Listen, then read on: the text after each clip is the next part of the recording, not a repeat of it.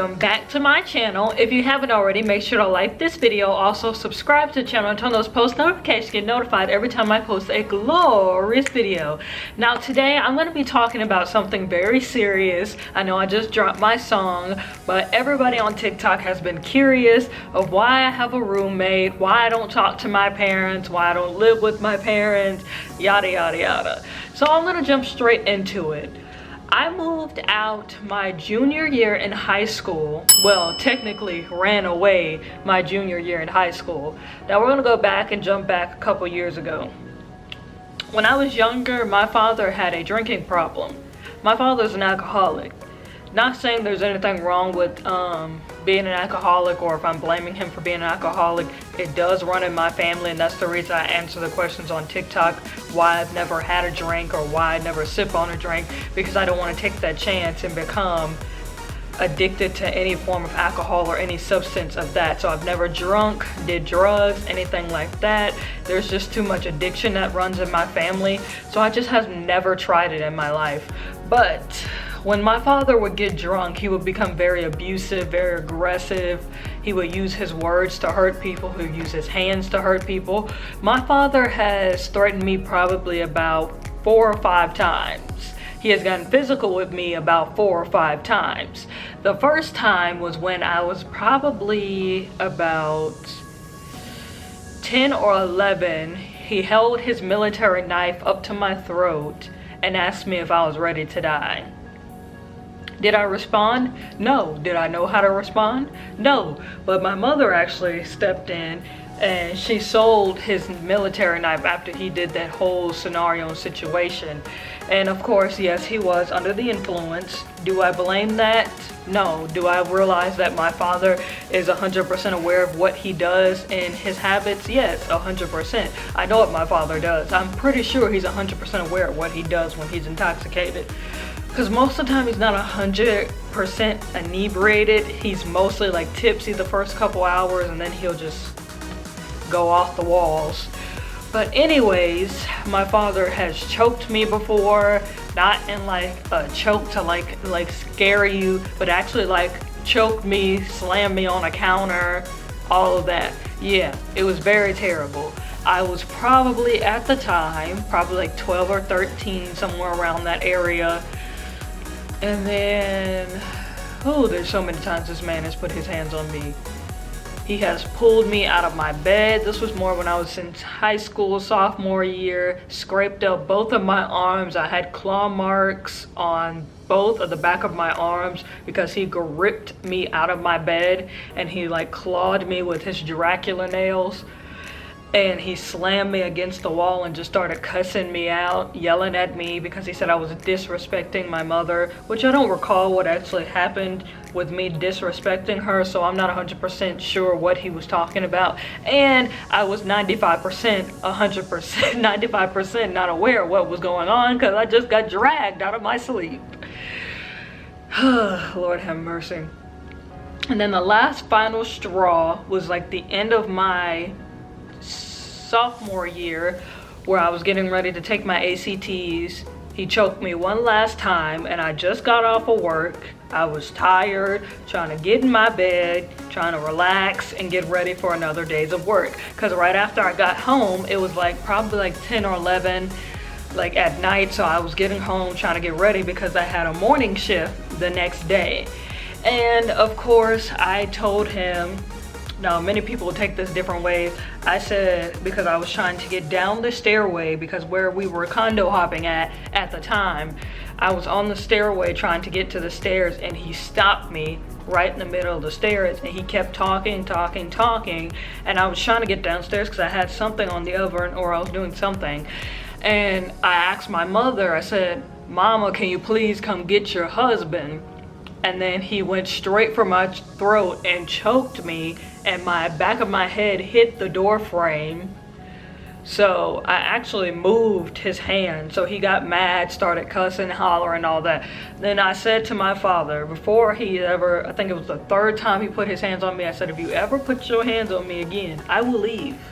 and I will not hesitate. So I do not know why he was surprised, or they were surprised when I was left. I guess they thought I was just all talking, but I was 100% serious. If I was gonna be gone somewhere, I was gonna be in a homeless shelter somewhere, I didn't really care. But I gave him a warning before. I gave them multiple warnings. Now my mother, on the other hand, she knows about all these things. She lets it bypass. My mother's the type of person that lets everything just go under the rug and don't bring it up. Nothing happened. Don't call the police. Don't call Child Protective Services. None of that needs to happen. Even though Child Protective Services has been called on my family before, but that's a whole nother story time if y'all want to hear that one. Yes, I did not tell anybody about these situations except for my roommate currently, Kendall. She's the only person I would confide in, talk to. Sometimes we would be laughing because some of these stories that I told her, you guys, were completely insane. I'm pretty sure at first she did not believe me. I'm telling you, she did not believe me with some of these stories because they sound so crazy that you wouldn't think they would happen. But with my family, everything happens, everything goes. It just makes no sense. But anyways, I left home my junior year of high school. I actually moved in with Kendall and her sister at the time, and they took me in the whole entire time. My family was going crazy. I just finished taking my ACTs, and my sister was supposed to pick me up. So of course she was late by probably about 2-3 hours, and I said, this is a perfect opportunity to leave. So Kendall said, do you want to come with me? Because just before this whole ACT thing happened and me staying at home at school for 2 to 3 hours, I actually put out a Snapchat saying, somebody help me, I have nowhere to go. I'm about to be on the run. I need somebody to save me. So I think Kendall already knew what was going on because she's been on my FaceTimes before when both of my parents have gone crazy on me for no reason, or in some reasons that they choose somebody else's side over mine. So yes, she has been seen and heard a lot of things that went on inside my household. So after I sent out that message, told everybody I was fine, I really wasn't fine, but that day Kendall asked me, do I want to go with her and do I want to live with her? So I took that as an opportunity. I said yes, and I stayed with her sister. Kendall was terrified the first time because she didn't know what my family was capable of, who they were, because like I said, my family is very good at sweeping things under the rug, putting on a strong face and playing imposter for the rest of their lives. So she was like, they're gonna call the cops, I don't know what's gonna happen, why are you so relaxed, why aren't you scared? Because I know my parents. Now I'm not gonna lie to y'all, I'm not gonna sugarcoat anything on this video. Both of my parents have warrants. They've both been arrested. They both had problems with law enforcement. They do not do good with law enforcement. Most of my father's charges are from DUIs. My mother's is from embezzling food stamps. So all of that. So they both have warrants. And she was like, are they gonna call the cops? They're threatening to call the cops on the phone, talking about something. They're gonna call the cops, put out a missing person, yada, yada, yada. Anyways, they couldn't put out a missing person anyways because I was of age when I ran away. So it wouldn't really make a difference because I was already an adult. I just had to get my rights signed over to Kendall's sister so they wouldn't be able to take anything from me. But before I left, I didn't grab any of my clothes, so I only had the clothes that was on my back. Kendall was kind enough to buy me some more clothes to wear out everywhere. So when we went out to places, she would buy me some clothes. She was paying for my food until I got a job working at a steakhouse. We both worked together because it was just convenient, and we just like basically rode together because I didn't have a car. My parents refused to let me drive when I was of age to drive. Everybody else was getting their permits, getting their license. I wasn't that kid. I was stuck at the house with no car and no transportation. But my sisters could drive. So they knew what I was capable of. They were very aware. They were 100% aware. They knew what I would do. They knew I would be gone if I had a car. I would be out. I would be deuces. I would be Chris Brown chucking up the deuces. They knew I would be gone, and I think that's the reason they did what they did and would not allow me to drive, would not take me practice driving, would not let me get my permit. They knew what they were doing. They were 100% knew what they were doing, and that's what made me mad at my parents as well. But anyways, my parents are very good at manipulation. I'll just say that. They know how to play their roles very well. My mother is in the streets, sweet Mary, everybody loves her. sweet Christian woman, loves her kids, great mom, facade, all a facade. Don't believe that for a hot second. I know who my mother truly is. She is a manipulator. She knows how to talk her way out of situations. She is very cunning. She is a lot of things. Very vindictive. My mother did more of emotional abuse more than physical abuse. My mother has thrown things at me, my mother has slapped me, but most of those things I was already aware that she was gonna do. But most of my mother's insults came from her mouth. My mother insulted our bodies, insulted our looks, insulted our image, how we dress, how we acted. My mother has called me probably a 304, probably about 65,000 times. And no, I wouldn't run around the streets with 60 different people. That wasn't me, but that's what she called us every chance she got. So yeah, my mother was more on emotional abuse and mental abuse than anything. She's never gotten really like physical, like she's never like choked me or anything like that, or like held a weapon up to me. She's only like thrown shoes, slapped me and all of that. But my mother really didn't bother me that much because my father was mainly the master manipulator.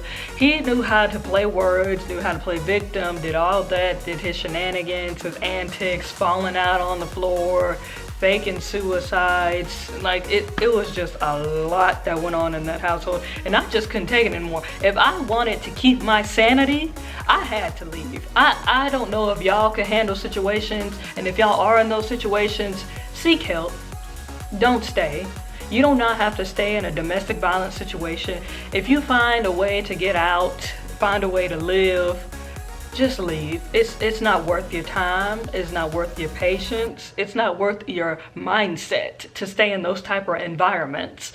So I end up leaving, and I've been with my roommate for almost 3 or 4 years now, and we've been friends for almost 8 years. It's been a long time, but I'm very grateful that I was actually able to have somebody take me in, nurture me, train me into new ways, because I wasn't the person that I was in the past. I thought I could do whatever I want. I was very like, it was a Shelly mindset. I thought that I could go anywhere, be what I wanted, dress how I wanted. It actually changed me in a lot of ways because I didn't like have self-esteem back in the day. So I used to act a certain way. I let go of myself. I did not care about self-care. I didn't do all of that. I didn't treat myself, didn't get my hair done, just didn't really care, because in my family you were insulted with everything you did. So I stopped caring after a while. I just didn't try. But when I moved in with Kendall and her sister, they showed me that it's okay to care about yourself. You can't talk to yourself negatively, because this is your vessel.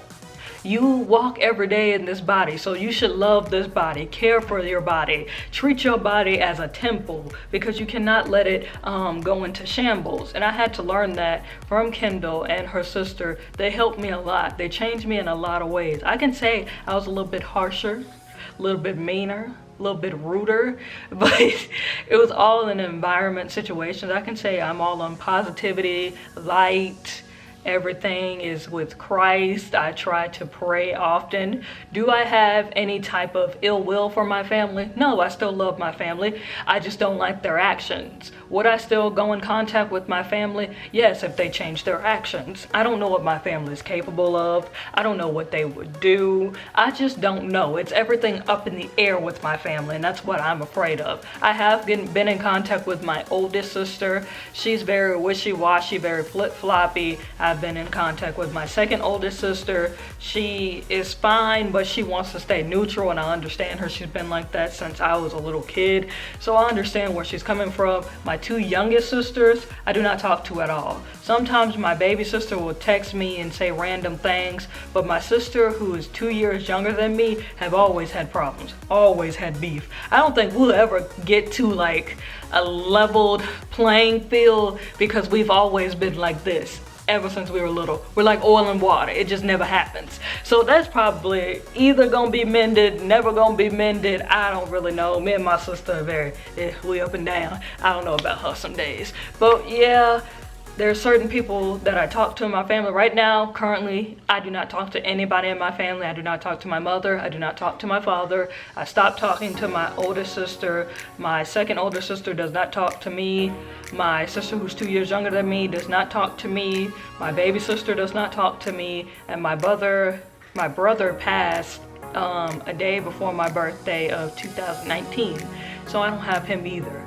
So that is the end of this video, you guys. I hope y'all enjoyed. I hope I answered everybody's questions, and if I didn't, I'll answer them in the comment section below so y'all can leave me more questions if y'all have any. I hope y'all liked this video. Make sure that y'all subscribe to the channel and turn those post notifications to get notified every time I post a glorious video. I'll see y'all in the next one. Y'all have a good day or night wherever you are. Bye, you guys.